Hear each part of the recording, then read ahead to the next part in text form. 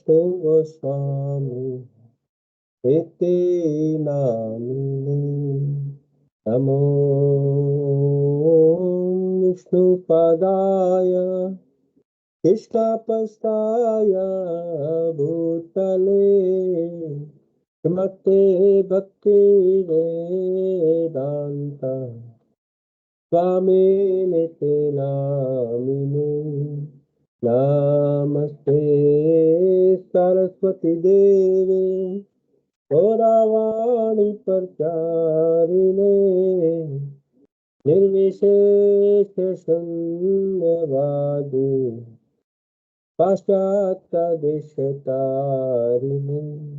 जय श्री कृष्ण चैतन्य प्रभु नित्यानंद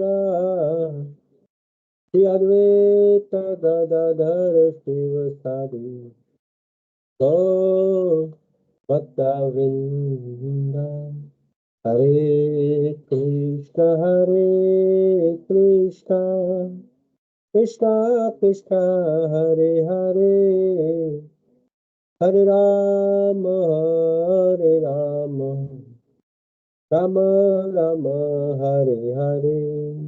हरे कृष्णा कृष्णा कृष्णा हरे हरे, हरे राम राम राम हरे हरे। हरे कृष्णा कृष्णा कृष्णा हरे हरे, हरे राम राम राम हरे हरे।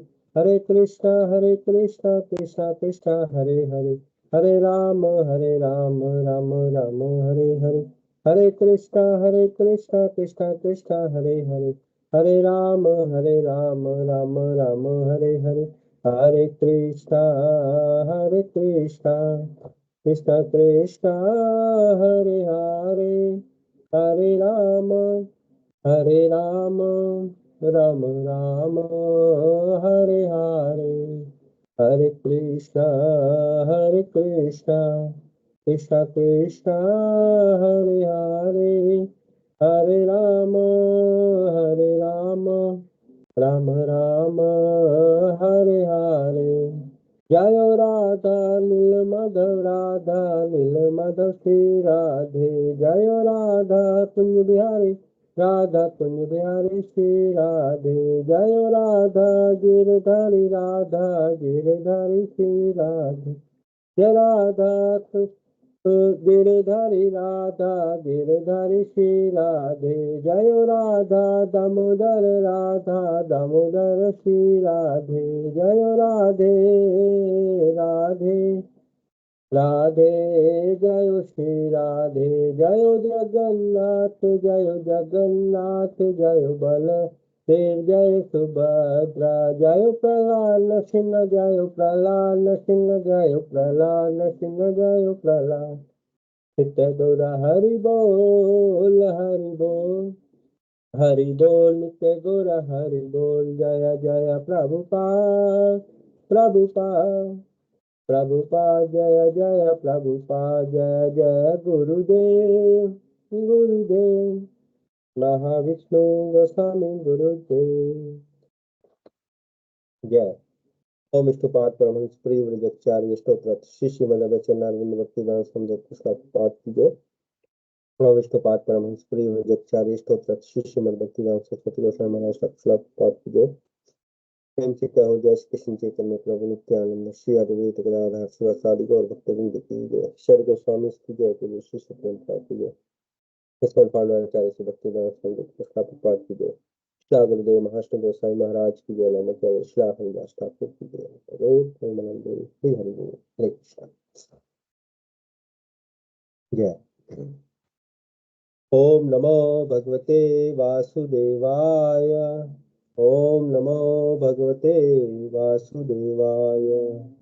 ओम नमो भगवते वासुदेवाय। ओम अज्ञानं तिमिरन्धस्य ज्ञानञ्जनशलाकया चक्षुरुन्मिलितं येन तस्मै श्रीगुरवे नमः। श्रीचैतन्यमनोभीष्टं स्थापितं येन भूतले स्वयं रूपा कदा मह्यं ददाति स्वापदान्तिकम्। वन्देऽहं श्रीगुरौ श्रीयुतापदकमलं श्रीगुरून् वैष्णवांश्च श्रीरूपं साग्रजातं सहगणा रघुनाथं तं तं सजीवं साद्वैतं सावधूतं परिजनसहितं कृष्णचैतन्यदेवं श्रीराधाकृष्णान् सगणा ललिता श्रीविशाखान्वितांश्च हे कृष्णा करुणा सिंधु दीनबंधु जगतपते गोपेशा गोपिका कांता राधा कांता नमोस्तुते तप्त कांचन गौरांगी राधे वृंदावनेश्वरी कृष्णानुसुते देवी प्रणमामि हरिप्रिये वाञ्छकल्पतरुभ्यश्च कृपा सिन्धुभ्येव च पतितानां पावनेभ्यो वैष्णवेभ्यो नमो नमः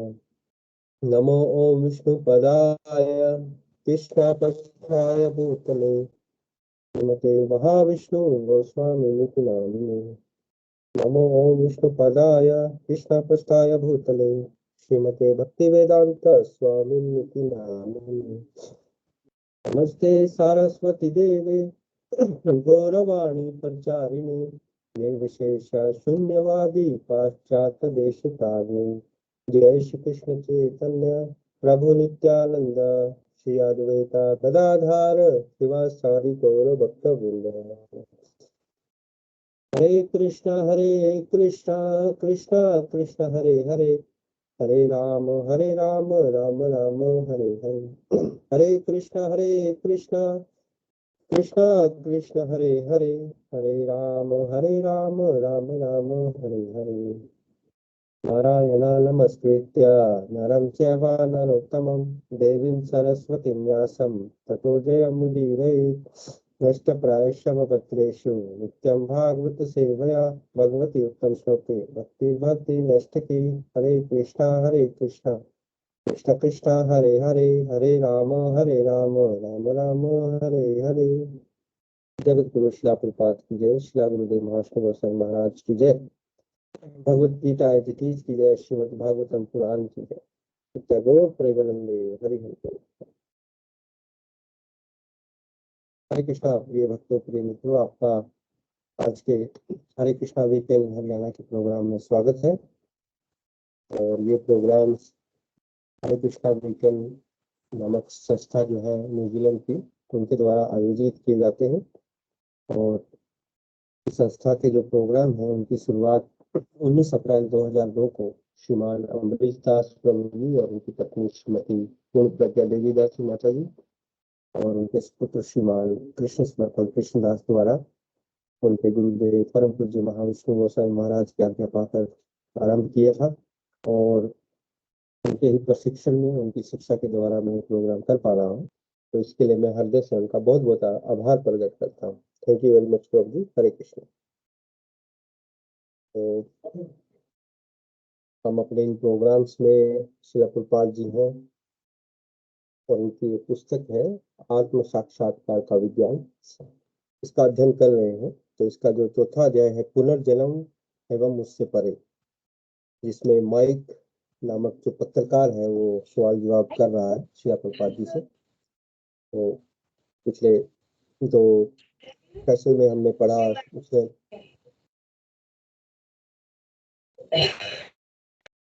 बहुत सारे सवाल जवाब पूछे आत्मा के बारे में और भगवान के बारे में, कैसे श्रील प्रभुपाद जी ने भगवत गीता के आधार पर भगवत गीता से कुछ श्लोक उसको बताए, जिससे फिर वो पूछता है कि ये शास्त्र कहाँ से आए हैं, है ना। पिछले बार हमने तो जाना श्रील प्रभुपाद जी बता रहे हैं कि जैसे कोई कोई भी इक्विपमेंट होता है उसके साथ मैनुअल आता है ना, उसको कैसे प्रयोग करना है, कोई एक छोटी सी तालिका आती है। ऐसे ही जब ये भौतिक जगत भगवान बनाते हैं तो इसके साथ वो मैनुअल भी बनता है, जिसको कहते हैं हम वेद शास्त्र। तो वो उसी टाइम से बने हुए हैं, उनको किसी ने नहीं बनाया, वो भगवान के द्वारा रचित है। जैसे ये सृष्टि भगवान के द्वारा रचित है। तो आइए देखते हैं तो आगे माइक क्या पूछता है। थोड़ा मुझे आज थोड़ी खांसी है, तो इसलिए आप मुझे माफ करिए अगर बीच में मुझे कुछ बोलने में तकलीफ हो, तो मैं उससे उसके लिए क्षमा पहले से आपसे मांगता हूँ। तो माइक पूछ रहा है, माइक, आप यह कैसे जानते हैं कि पशु में आत्मा होती? शिला प्रभुपाद, आप भी इसको जान सकते हैं। ये असल में प्रश्न इसलिए आया क्योंकि जो क्रिश्चियन लोग हैं वो ऐसा मानते हैं कि पशुओं में आत्मा नहीं और उनको मार के खाया जा सकता है, इसलिए वो बुच्चड़ खाने बनाते हैं, इतना मीट खाते हैं, क्योंकि वहां उनको बताया जाता है कि पशुओं में आत्मा नहीं है।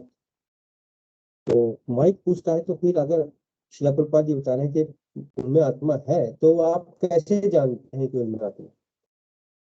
तो शिला प्रभुपाद कहते हैं कि आप भी इसको जान सकते हैं।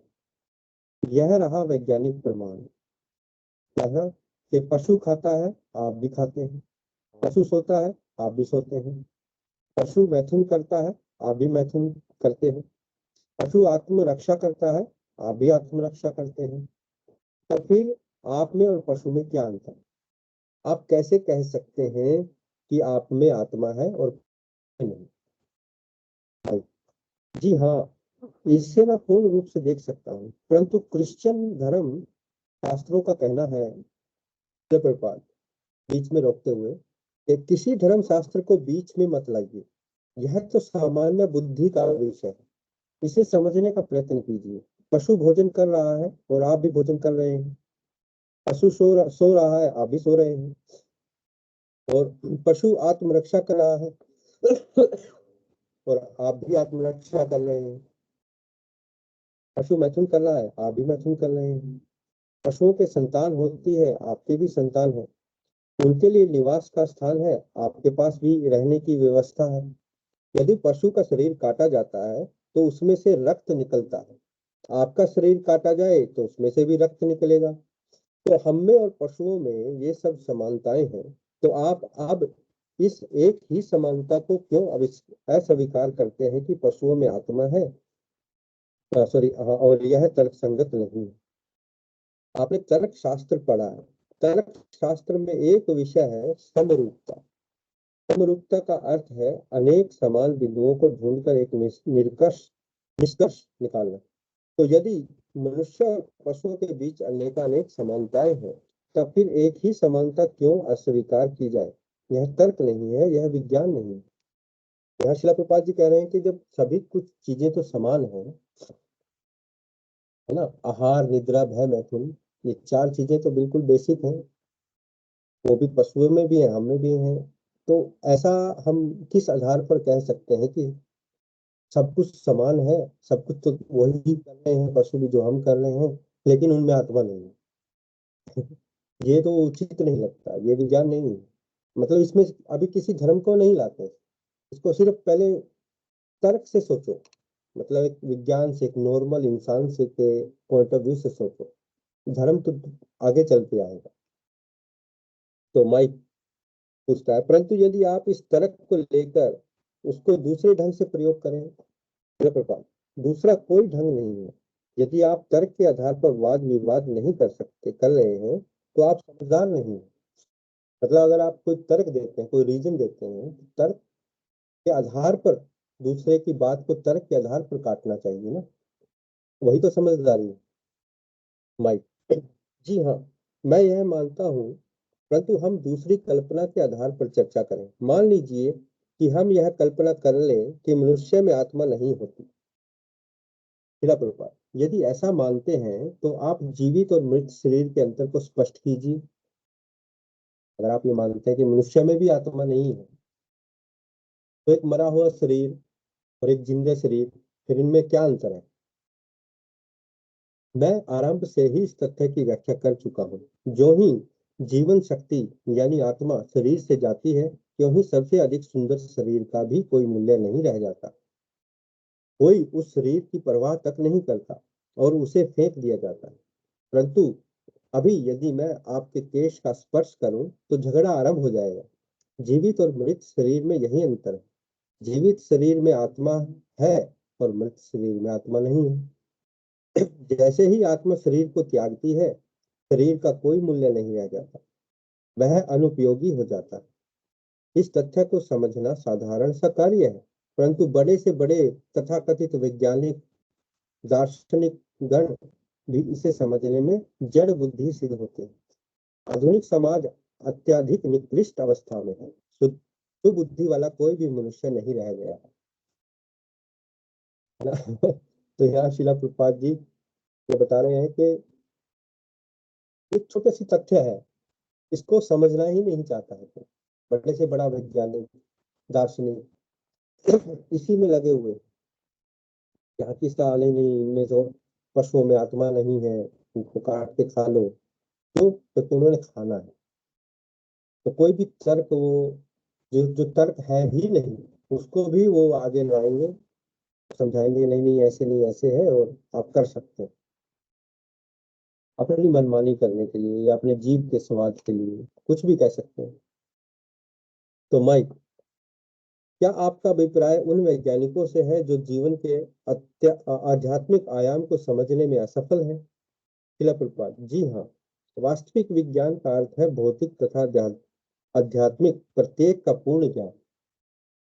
यानी कि विज्ञान यानी साइंस का अर्थ होता है कि सब कुछ जानना, खाली ये नहीं कि कैसे कंप्यूटर बनाना, कैसे मोबाइल बनाने, कैसे टेक्नोलॉजी बनानी, एआई, आईटी, ये सब, ये एक छोटा सा हिस्सा है विज्ञान का, भौतिक भौतिक ज्ञान।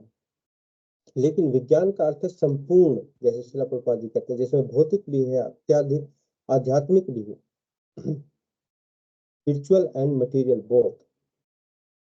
दोनों चीजों को जानेंगे तभी तो हम इनसे पार पा पाएंगे। तो माइक, क्या आप अपने पूर्व आश्रम में एक रसायन शास्त्री नहीं थे? मतलब प्रभुपाद जी ने फार्मेसी का कोर्स किया हुआ था। तो माइक पूछ रहे थे कि आप इससे पहले, सन्यासी बनने से पहले तो आप एक फार्मासिस्ट थे, रसायन शास्त्री। शिला प्रभुपाद जी हाँ, मैं अपने पूर्व आश्रम में एक रसायन शास्त्री था, परंतु एक रसायन शास्त्री बनने में कोई बहुत अधिक बुद्धि की आवश्यकता नहीं पड़ती। कोई साधारण बुद्धि वाला मनुष्य भी यह कार्य कर सकता है। मतलब फार्मासिस्ट बनना कोई बड़ी भारी तोप चलाने वाली बात नहीं है, शिला प्रभुपाद जी कह रहे हैं। कोई भी थोड़ी पढ़ाई करेगा तो फार्मासिस्ट बन जाएगा, है ना? और कितने ही बच्चे बच्चियां पढ़ाई करते हैं, कोई इंजीनियरिंग की पढ़ाई करता है, कोई डॉक्टरी की पढ़ाई करता है, कोई फार्मासिस्ट की, कहीं की भी भाई। परंतु क्या आपका यह विचार है कि भौतिक विज्ञान भी महत्वपूर्ण है, चाहे भले ही आज के वैज्ञानिक जड़ बुद्धि वाले हैं? शिला प्रभुपाद, भौतिक विज्ञान का महत्व तो है ही, परंतु यह सबसे अधिक महत्वपूर्ण नहीं है। मतलब कहने का, शिला प्रभुपाद जी कह रहे हैं कि भौतिक जगत का ये जो विज्ञान है, पढ़ाई है, ये जरूरी है, पर इसी को हम लेकर बैठ जाए कि भी सब कुछ ही यही है, वो गलत। तो हमें भौतिक विज्ञान को ही सब कुछ नहीं समझ लेना चाहिए। तो थोड़ा सा सोच कर, थोड़ा मनन कर कर हमें पता लगाना चाहिए कि इससे परे भी, भौतिकता के परे भी कुछ है जिसको हम आध्यात्मिकता कहते हैं। तो माइक,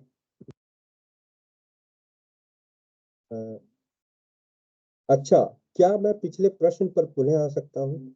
कुछ मिनट पूर्व जब हम लोगों में कुछ मतभेद उत्पन्न हो रहा था, तो आप कह रहे थे धर्म शास्त्र को बीच में मत लाइए, केवल साधारण बुद्धि का प्रयोग कीजिए। परंतु वास्तव में आपके धर्म में शास्त्रों की क्या भूमिका है, कितने महत्वपूर्ण है वे? तो माहित पूछ रहा है कि शास्त्रों का क्या महत्व है हमारे धर्म में, मतलब वैदिक धर्म में। शिला प्रभुपाद, हमारा धर्म एक विज्ञान है। जब हम कहते हैं कि शिशु का बालक के रूप में विकास होता है, तो यह विज्ञान है, धर्म नहीं। प्रत्येक शिशु एक बालक बनता है, धर्म का प्रश्न ही कहाँ उठता है? प्रत्येक व्यक्ति मरता है, तो इसमें धर्म का प्रश्न कहाँ है? और जब एक मनुष्य की मृत्यु होती है तब उसकी देह अनुपयोगी हो जाती है, तो इसमें भी कोई धर्म का प्रश्न नहीं है। यह विज्ञान है। चाहे आप क्रिश्चियन हो, हिंदू हो, मुसलमान हो, जब आप मरते हैं तो आपकी देह किसी काम की नहीं हो जाती। यह एक विज्ञान है। जब आपके किसी संबंधी की मृत्यु होती है, तो आप यह नहीं कह सकते कि हम लोग क्रिश्चियन हैं, हम विश्वास करते हैं कि यह व्यक्ति मरा नहीं। जी नहीं, उसकी मृत्यु हो चुकी है। चाहे आप क्रिश्चियन हो, हिंदू हो, मुसलमान हो, आपका वह संबंधी मर चुका है। जब हम लोग चर्चा करते हैं तो हमारे वार्तालाप का आधार यह होता है, इस शरीर का तभी तक महत्व है जब तक आत्मा इसके भीतर रहती है। जब शरीर के अंदर आत्मा नहीं है तो शरीर अनुपयोगी है। यह विज्ञान सभी पर समान रूप से प्रयुक्त होता है और हम इसी आधार पर लोगों को शिक्षित करने का प्रयत्न कर रहे हैं। तो श्रील प्रभुपाद जी ने यहाँ एक एक प्रैक्टिकल उदाहरण दिया कि जो धर्म है और जो शास्त्र वो एक प्योर विज्ञान है ना, साइंस विज्ञान। कैसे? जैसे भगवत गीता में लिखा है कि देहिनो अस्मिन यथा देहे कौमारम यौवनम जरा। कौमार बालक, यौवनम जवान, जरा मतलब बूढ़ा। मतलब देह, जिसमें देहधारी है, जो हमारा देह है, हम पहले बच्चे के रूप में पैदा होते हैं, फिर बड़े, फिर जवान, फिर अपना बुढ़ापा और उसके बाद देहांत हो जाता है। तो इसमें शिला प्रभुपाद जी कहते हैं कि धर्म की क्या बात है? ये तो सभी, चाहे कोई मुसलमान हो, कोई क्रिश्चियन हो, कोई हिंदू हो, सभी ऐसे, सभी का जीवन ऐसे चलता है। तो ये विज्ञान हुआ ना, है ना? ये तो विज्ञान की बात है। ये तो सबके लिए है समान। सूरज उगता है, उसकी रोशनी सारी जगह फैल जाती है, वो फिर शाम को पश्चिम में अस्त हो जाता है। तो ये तो सब जगह है, चाहे न्यूजीलैंड में, ऑस्ट्रेलिया में, भारत में, अफ्रीका में, अमेरिका में, सब जगह ऐसे होता है। तो ये विज्ञान की बात है। तो शिला प्रभुपाद जी बता रहे हैं कि यहाँ थोड़ा समझने की जरूरत है। धर्म में अंधा करुण, अंधा अनुकरण, मतलब अंधे होकर चीजों को मानना, उससे प्रॉब्लम क्रिएट होती है। जैसे हम देखते हैं कि आज के टाइम पर धर्म को इतना बदनाम कर चुके हैं लोग कि धर्म के नाम पर दंगे हो जाते हैं, धर्म के नाम पर अलग अलग, हाँ, लोग पाखंड करते हैं, धर्म के नाम पर लोगों का शोषण करते हैं, है ना? कि हमारा धर्म तो इसकी आज्ञा देता है किसी का शोषण करो, या मतलब वो अपनी जो गलत काम है, उन गलत कामों को करने के लिए धर्म की आड़ लेते हैं, है ना? तो इसकी वजह से धर्म को बोलना ही एक सांप्रदायिकता के रूप में आज के टाइम पर हो गया। कोई भी व्यक्ति कहे कि जी मैं तो धार्मिक, तो लोग समझेंगे तो ये तो कट्टर है ना? आज के टाइम में अगर मैं कहूँ जी मैं तो बहुत धार्मिक इंसान हूँ, मैं तो अपने धर्म धर्म का बहुत अच्छे से पालन करता हूँ, तो लोग कहेंगे ये तो कट्टर कट्टर व्यक्ति है, तो कट्टर मुसलमान है, कट्टर हिंदू है, कट्टर फलाना है, कट्टर क्रिश्चियन है। तो और वो कट्टरता जो है वो प्रॉब्लम क्रिएट कर रही है ना? क्योंकि उसमें दूसरे को एक्सेप्ट करने की कोई जगह नहीं रह जाती। कट्टरता कि जो सामने वाला व्यक्ति है वो कुछ और चीज में कट्टर है, वो किसी और चीज को मानता है, लेकिन मेरी कट्टरता अलाउ नहीं करती कि उसको मैं झेलूं, जिसकी वजह से बहुत ज्यादा प्रयोग समाज के अंदर मनमुटाव और इतने प्रॉब्लम्स क्रिएट हो गई। तो यहाँ शिला प्रभुपाद जी बता रहे हैं कि इसमें सांप्रदायिकता, धर्म, इसकी कोई बात ही नहीं है। हमारा जो ये वैदिक ज्ञान है, ये एक प्योर साइंस है, विज्ञान माइक।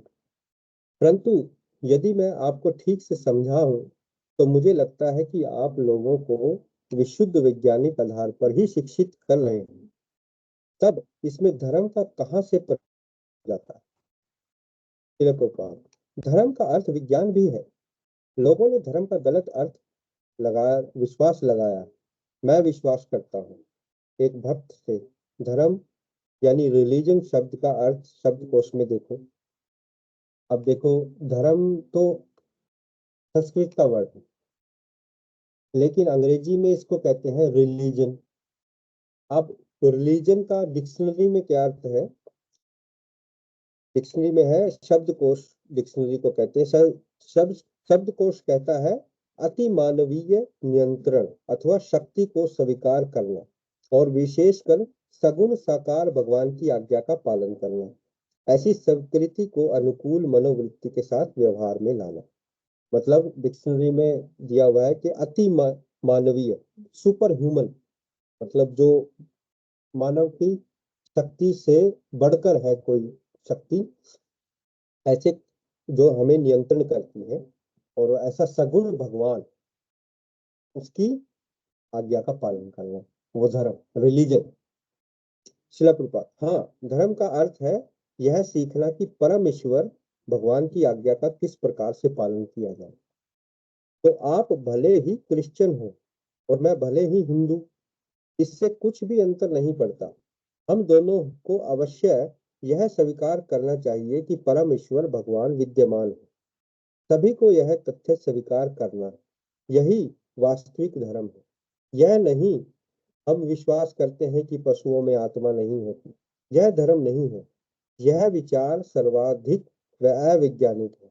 धर्म का अर्थ है वैज्ञानिक आधार पर परम ईश्वर को समझना और उनकी आज्ञा का पालन करना, बस और कुछ नहीं। देश का अच्छा नागरिक वह है जो शासन को समझता है और शासन के नियमों को मानता है। बुरा नागरिक वह है जो शासन की परवाह नहीं करता। अतः यदि आप भगवान की सरकार की परवाह न करके बुरे नागरिक बन जाते हैं तो आप अधार्मिक होते हैं। यदि आप अच्छे नागरिक हैं तो वह यह स्वाभाविक ही है कि आप धार्मिक होंगे। तो यहाँ श्रील प्रभुपाद जी और आगे बता रहे हैं कि असली मकसद धर्म का क्या है। कोई जो शक्ति है, जो भगवान है, जो हमें नियंत्रण करते हैं, हमें चलाते हैं, वो भगवान है। उन भगवान को मानना, उन भगवान की आज्ञा का पालन करना, चाहे वो कोई भी धर्म कहता हो, चाहे वो क्रिश्चियन है, हिंदू है, मुस्लिम है, कुछ भी है, बौद्ध है। अगर वो ये धर्म ये कह रहा है कि एक नियंत्रण करने वाला एक सर्वशक्तिमान भगवान है और हम लोगों को उनकी आज्ञा का पालन करना है, तो इसमें शिला प्रभुपाद जी कह रहे हैं कि यही इस ये तो एक वास्तविक धर्म है फिर। ये तो सबको करना चाहिए। इसमें विश्वास की क्या बात होगी? और जहां ये आ जाता है कि हाँ नहीं नहीं, ये विश्वास, हम विश्वास करते हैं कि पशुओं में आत्मा नहीं होती तो फिर तो वो,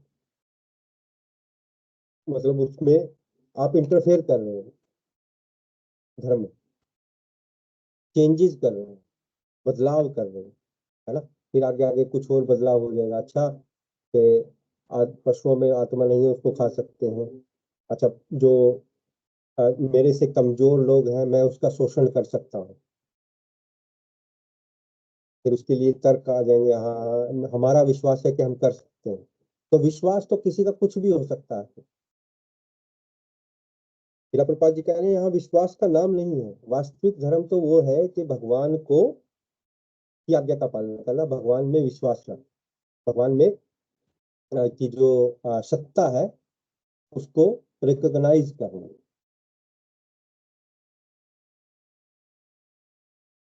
तो इस प्रकार हम अच्छे ना, जैसे सरकार होता है, प्रभुपाद जी ने सरकार का उदाहरण दिया कि सरकार कानून बनाती है, सारा शासन चल रहा है, और जो अच्छे नागरिक हैं उनको पता है कि मैं ये करूंगा या फिर चोरी करूंगा तो मुझे दंड मिलेगा, या मैं कोई ट्रैफिक का नियम तोड़ूंगा तो मेरा चालान हो जाएगा, या मैं कोई टैक्स की चोरी करूंगा तो मुझे इनकम टैक्स की रेड पड़ जाएगी। ऐसे मतलब अच्छे नागरिक को सब कुछ पता होता है कि क्या क्या कानून है और कैसे हमें चलना है। और जो बुरे नागरिक हैं वो परवाह नहीं करते किसी भी कानून की और फिर वो गलत काम करते हैं। तो ऐसे उनको अधार्मिक कहा जाता है, जो अच्छे हैं उनको धार्मिक कहा जाता है। तो माइक, अच्छा क्या आप मुझे बता सकते हैं कि आपके विश्वास के अनुसार जीवन का क्या अर्थ है? सर्वप्रथम तो हमारे अस्तित्व का प्रयोजन ही क्या है? मतलब यहाँ माइक पूछ रहा है कि मकसद क्या है हमारे जीवन का? हमारे क्यों है, हम पैदा क्यों हुए हैं? आपके नजरिए से इसका क्या मतलब?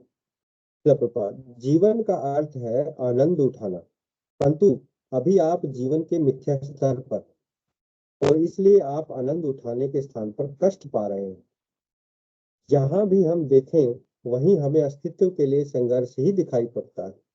लोग केवल कष्ट उठा रहे हैं, सभी लोग संघर्ष कर रहे हैं, परंतु अंत में उनको इससे क्या सुख अथवा आनंद प्राप्त होता है? वे लोग केवल कष्ट उठा रहे हैं और मृत्यु को प्राप्त हो रहे हैं।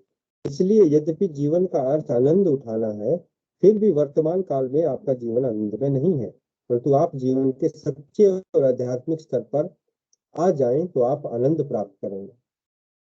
तो प्रभुपाद जी आपको बता रहे हैं कि जीवन का असली मकसद है आनंद।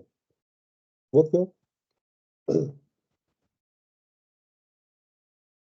क्योंकि हम सब भगवान के अंश हैं, आत्माएं, और भगवान पूर्ण आनंद से परिपूर्ण है ना? ब्लिस, इटर्निटी, ट्रूथ भगवान में है, और वो ही फिर हम में भी है।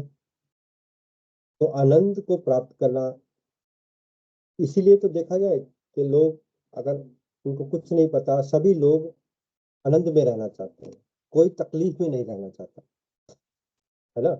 सभी लोग चाहे, और उस आनंद को वो ढूंढते रहते हैं कि पैसे में आनंद हो, या किसी रिलेशनशिप में आनंद हो, या किसी पावर में आनंद हो, या इलेक्शन लड़ने में आनंद हो, या कोई मैं किसी सर्वोच्च पद पर चला जाऊं वहां आनंद मुझे मिल जाए, है ना? या कोई मैं कोई कार ले लूं उससे मुझे आनंद मिल जाए।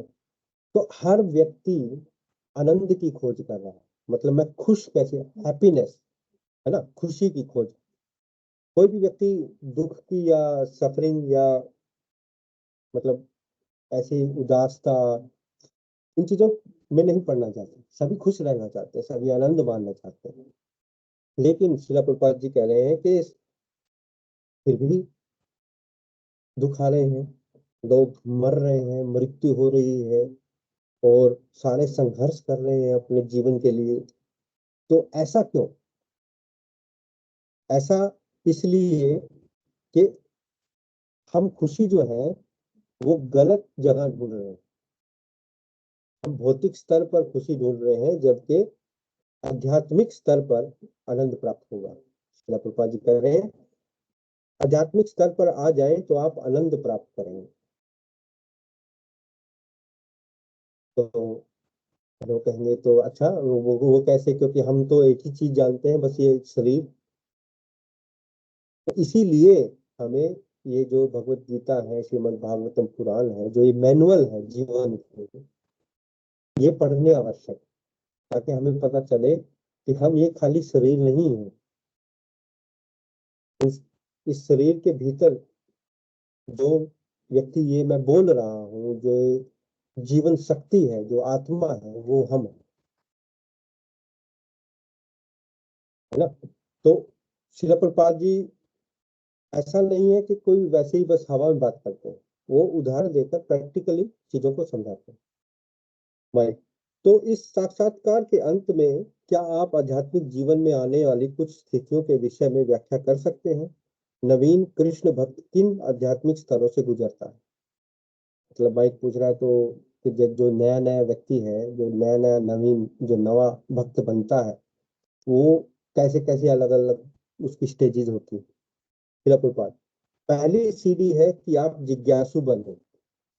तो आप कहते हैं यह कृष्ण अभियान क्या है, मतलब आप प्रश्न पूछें। लोग जो जिज्ञासु होंगे वही तो प्रश्न पूछेंगे ना। मैं इसका अध्ययन तो करूं कि ये है क्या चीज, कृष्ण भक्ति है क्या चीज। आप इसके बारे में थोड़ी जिज्ञासा करेंगे तो इससे श्रद्धा कहा जाता है।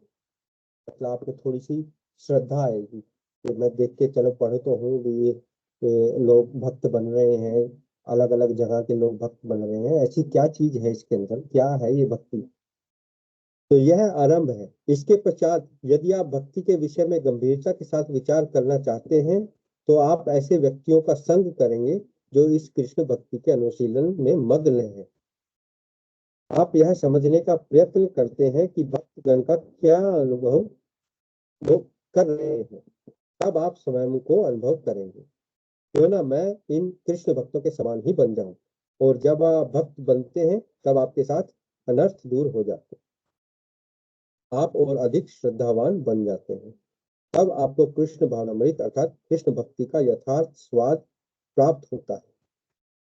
वे नवयुवक चलचित्र या सिनेमा देखने नहीं जा रहे हैं, या मांस नहीं खाते, या नाइट क्लब में नहीं जाते, क्योंकि उनकी रुचि में परिवर्तन हो गया है। अब ये इन सब वस्तुओं से घृणा करते हैं। इस प्रकार आप प्रगति कर जाते हैं। सर्वप्रथम श्रद्धा, तत्पश्चात साधु संग, फिर अनर्थ निवृत्ति, फिर निष्ठा, फिर रुचि, फिर भाव, तब भगवान का साक्षात्कार, और अंत में भक्ति की सिद्धि, भगवत प्रेम की प्राप्ति। यह प्रथम श्रेणी का धर्म है। मैं विश्वास करता हूँ कि तुम विश्वास करते हो। इस आधार पर बनी कोई कर्म कांड या अनौपचारिकता नहीं। यह धर्म नहीं, वस्तु छल है। वास्तविक धर्म का अर्थ है अपने भगवत प्रेम का विकास करना। धर्म की सिद्धि यही है। माइक, मेरे साथ वार्तालाप करने के लिए आपको अनेकानेक धन्यवाद। यह चर्चा मेरे लिए आनंददायक रही। शिला प्रपात। हरे कृष्ण। जय शिला प्रपात जी। तो यहाँ ये अध्याय समाप्त हुआ। यहाँ अंत में शिला प्रपात जी ने बहुत बढ़िया एक चीज बताई, जिसको कहते हैं भक्ति की ग्रो करने की सीढ़ी। सीढ़ी क्या है? शिला प्रपात कहना है कि पहली सीढ़ी क्या है, पहला स्टेप क्या है। पहला स्टेप है कि हमें ये तो समझना, एक जिज्ञासा जागेगी मन के अंदर कि भक्ति क्या है ना। थोड़ी श्रद्धा होगी तो उसको कहते हैं श्रद्धा, विश्वास।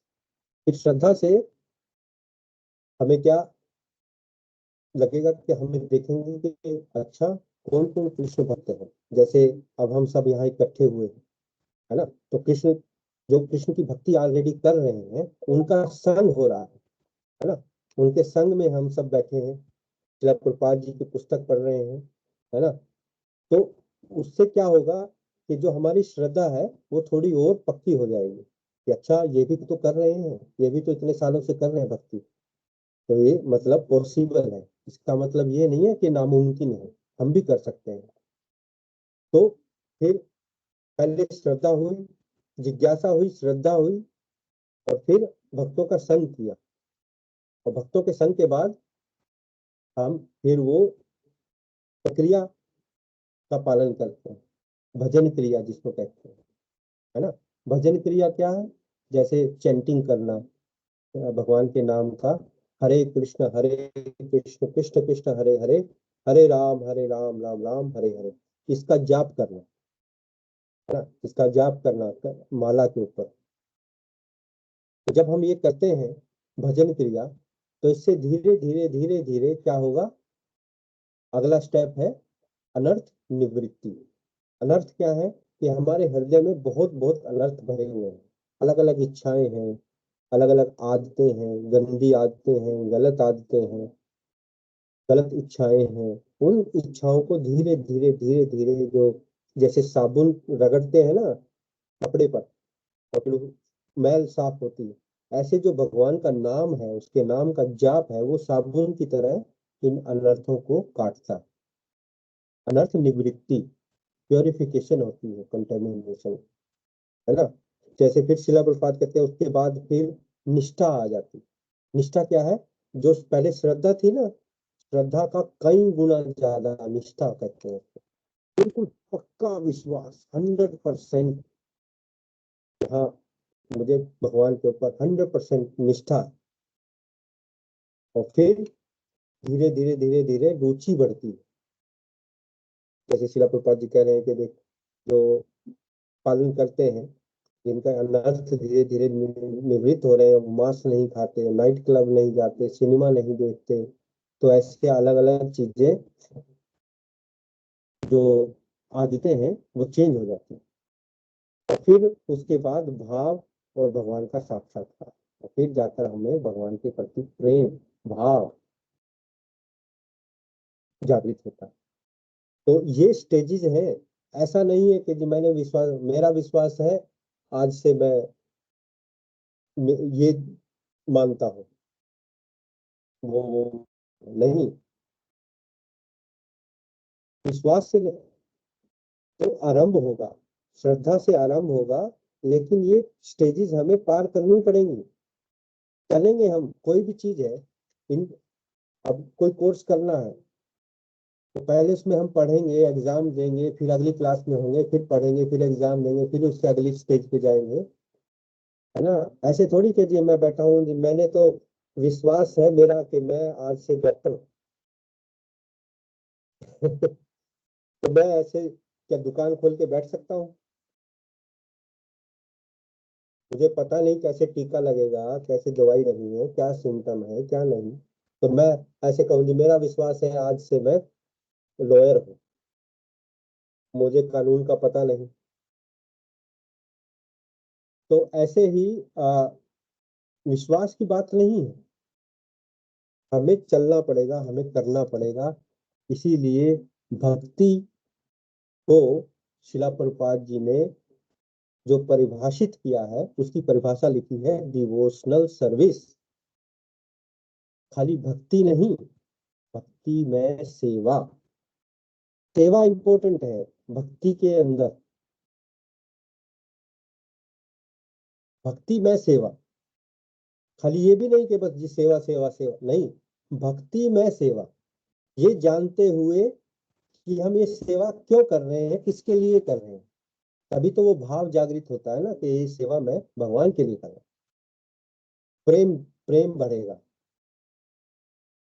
तो शिला प्रभुपाद जी ने इसकी परिभाषा दी है भक्ति में सेवा, डिवोशनल सर्विस, है ना। तो यहाँ अभी अध्याय तो आज समाप्त हो गया, और इसमें बहुत अच्छे पॉइंट्स आज हमने पढ़े, बहुत अच्छे पॉइंट्स पढ़ने को मिले, शिला प्रभुपाद जी ने अच्छे तरीके से समझाया। तो अगर आपका कोई प्रश्न है या कोई टिप्पणी है जो हमने पढ़ा है उसके बारे में, तो कृपया आप अपना माइक खोलकर प्रश्न पूछ सकते हैं, टिप्पणी कर सकते हैं। हरे कृष्णा, धन्यवाद।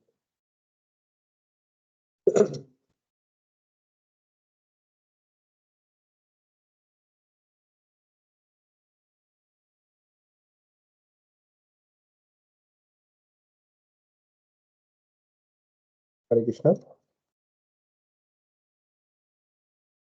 बोलिए। हरे कृष्ण प्रभु जी। हरे कृष्णा। बहुत शुक्रिया आपका, शिला प्रभुपाद जी के आप वर्ड्स को आपने अच्छे से एक्सप्लेन करा कि कैसे एक जो मानव शरीर है और एक जो जानवर का शरीर है, उसमें सिर्फ यही अंतर है कि जो मानव शरीर को एक मौका मिला है ये भक्ति करने का भगवान की।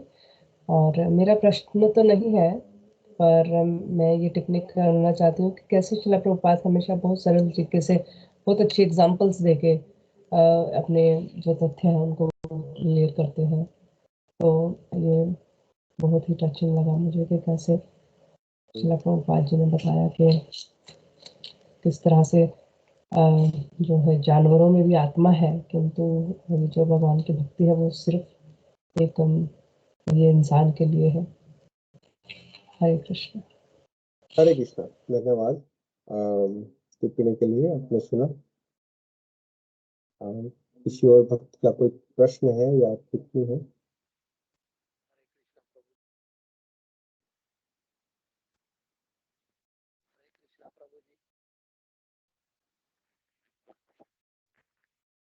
हरे कृष्णा। संदीप जी, आप कुछ कहना चाहते हरे हैं? कृष्ण।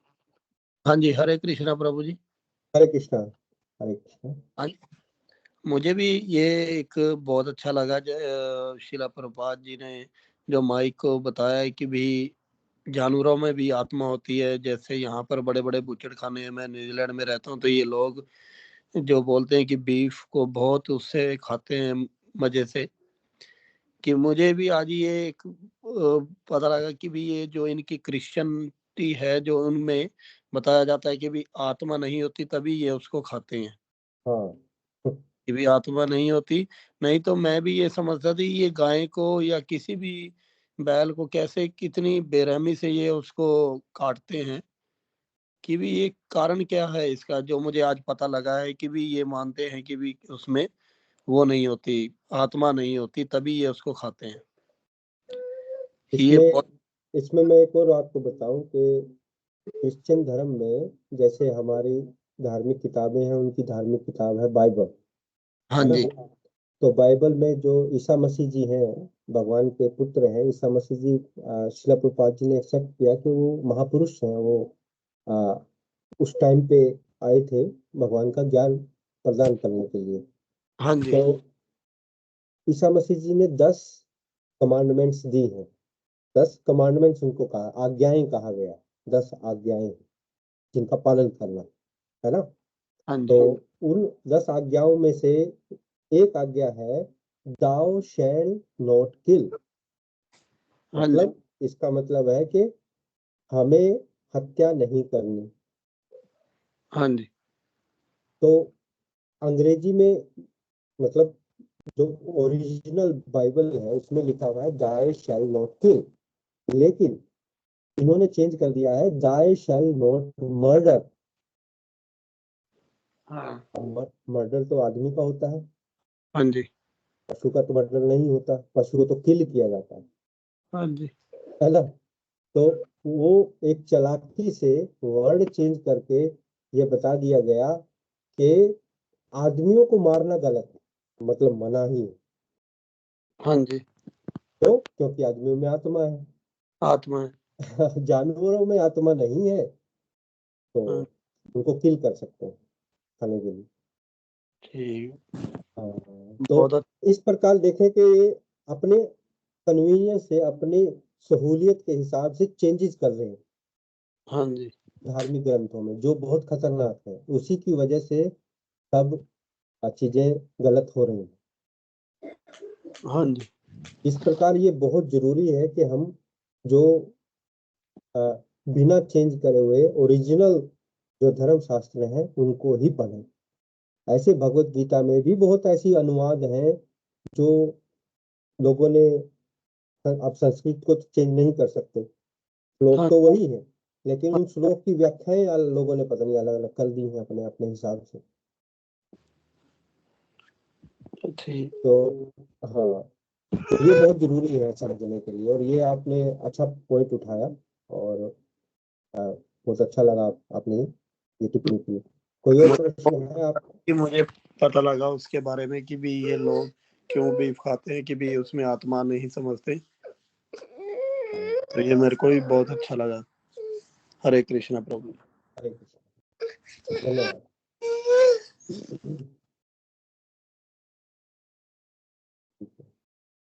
हरे कृष्णा। कोई और प्रश्न है?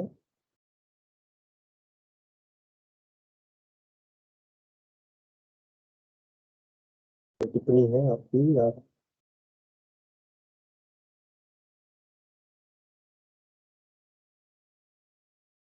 माधव,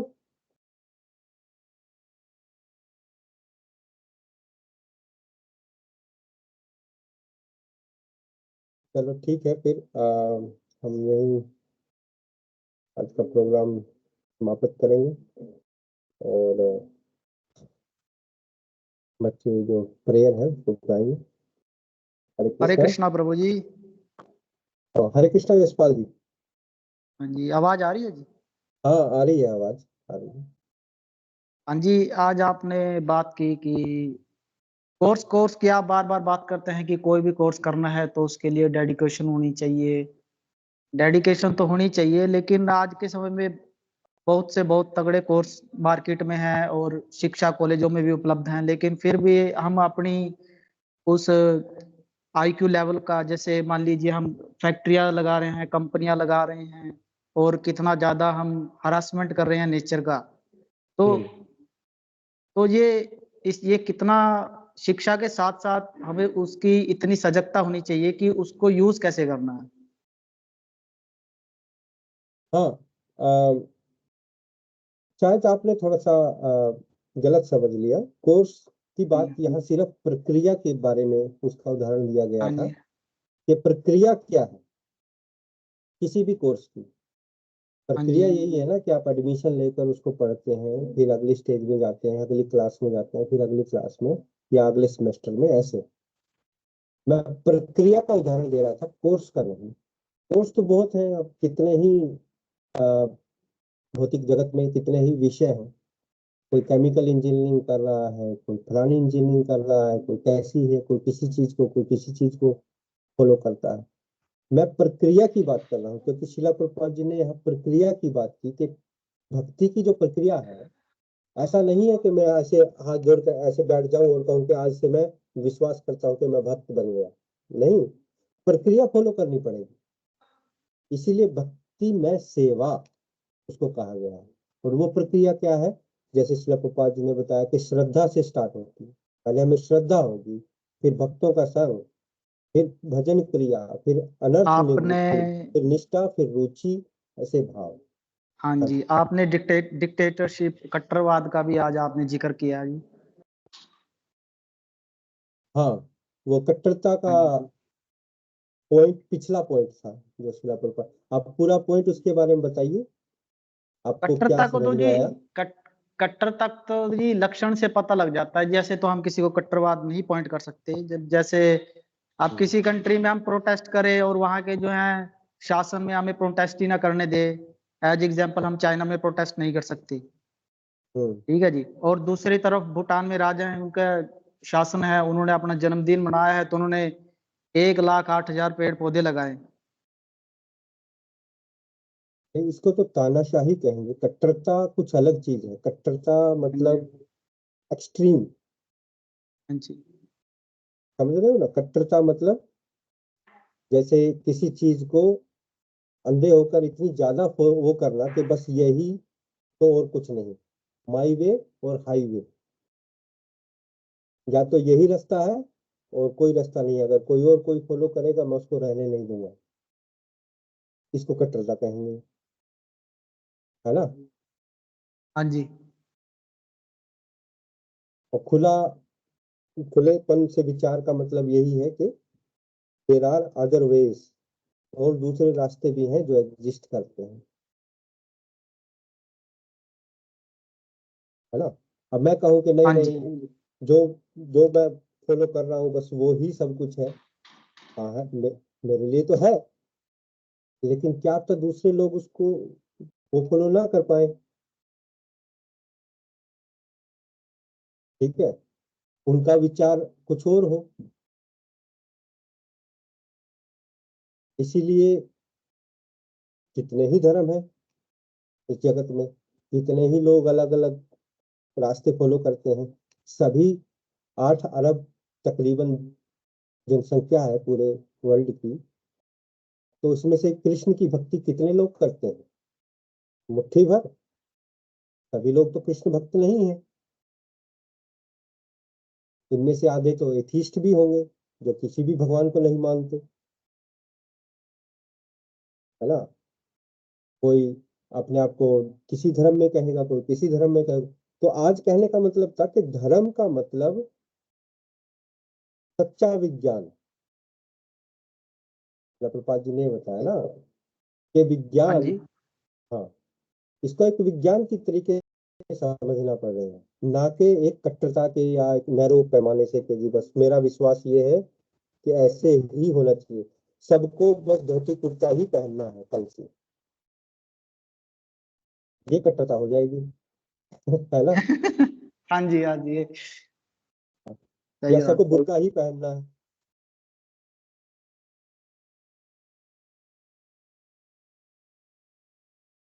है कि नहीं? हाँ ठीक। ये उसकी बात है कि लोग कितना कन्विंस होते हैं। जबरदस्ती वाली बात आज के टाइम पे तो नहीं चलेगी। हाँ जी। हाँ, पहले चल जाती थी। तो बात सारी एक प्रक्रिया की है पहले वाले प्रश्न पे, और जिस वाले कट्टरता के मामले में तो यह है कि हमें अंधानुकरण नहीं करना है। मेन पॉइंट वहां ये था समझने का कि कट्टर जो लोग हो जाते हैं वो अंधानुकरण करते हैं। हाँ अगर जी। हम अंधानुकरण ना करें और चीजों को इंटेलिजेंटली दिमाग से सोचकर, बुद्धिमत्ता से सोचकर समझें, तो अंधा अनुकरण का सवाल ही नहीं पैदा होता। शिला प्रभुपाद जी ने इतने लोगों को भक्त बनाया क्रिश्चियन कंट्री में जाकर, और जो बचपन से ही बीफ यानी गाय का मांस खाते थे, क्या उन्होंने अंधानुकरण करके करवाया कि बस नहीं जो मैंने कह दिया मेरे पीछे पीछे चलो? नहीं, ऐसा नहीं। सारे प्रश्नों के उत्तर देकर, सारे डाउट्स को क्लियर करके एक प्रक्रिया बनी उन्होंने। प्रक्रिया का पालन करना बहुत जरूरी है। बिना प्रक्रिया से हम कहीं नहीं पहुंचेंगे। हाँ जी। और कोई प्रश्न है आपका? नहीं जी, फिलहाल तो नहीं है। ठीक, बहुत धन्यवाद, आपने क्लास सुनी और प्रश्न किए। हरे कृष्णा। हरे कृष्ण। हरे कृष्णा। चलिए माधव, हरे कृष्णा। इसलिए भी ओके, बस।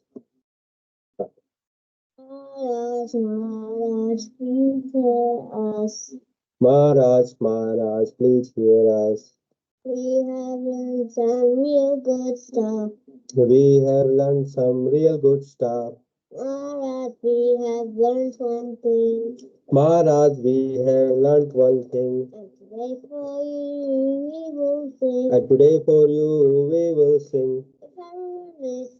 If our room is clean, then our mind is clean. If our mind is clean, if our mind is clean, we can do anything. We can do anything. If our room is dirty, if our room is dirty, then so are we. Then so are we. And if we are dirty, and if we are dirty, we're not happy. We're not happy. Wasting time is the greatest crime. Is the greatest crime. Because wasted time. Because wasted time. It's a wasted mind. So best use your time when you are in your prime, and your whole life will be sublime. If your wealth is gone, then there is nothing wrong. Then there is nothing wrong. If your health is gone, but if your health is gone, that's a different song. That's a different song. If your character dies, then the world will cry. From saintly behavior, let humanity thrive.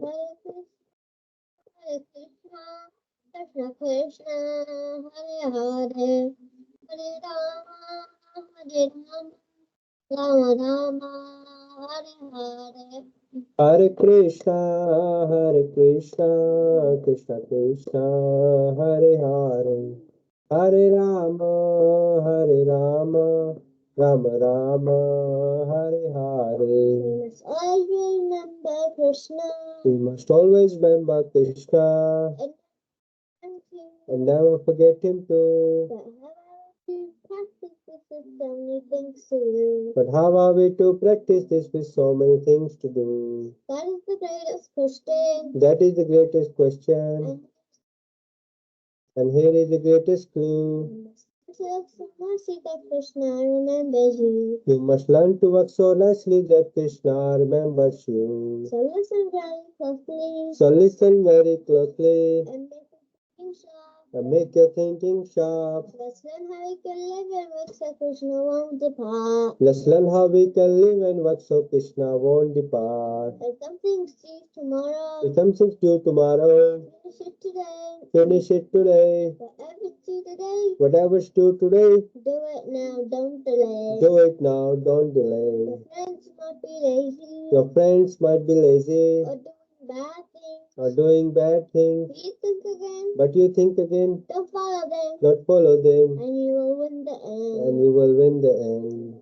Whatever work we're given, whatever work we're given, we do our very best. We do our very best. We only live with what we need and give Krishna the rest. We only live with what we need and give Krishna the rest. This is what we live, to work and to play. We live to live the same, to Krishna every day.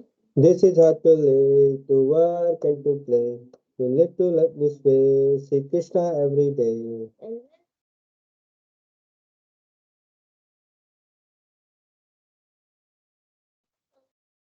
when our time is up, he'll take us up above. We sing and dance with him with the heart full of love. Okay? His eyes on his name is the only one that's will ever be the same. Chant Krishna's name, his glories and his fame. The only way this world will ever become sane. Now please ask this greatest question. Now please ask this greatest question. Find this greatest clue. And find this greatest clue. You can only remember Krishna. You can only remember Krishna. If Krishna remembers you. If Krishna remembers you. Hare Krishna, Hare Krishna, Krishna Krishna, Hare Hare, Hare Rama, Hare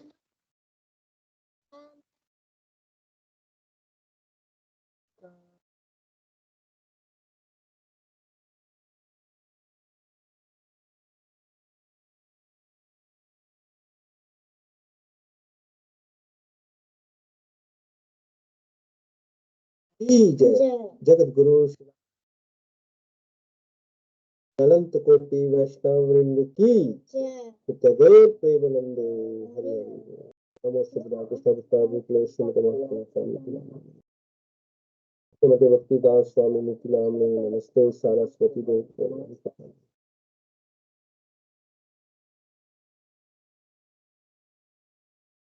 Hare Krishna.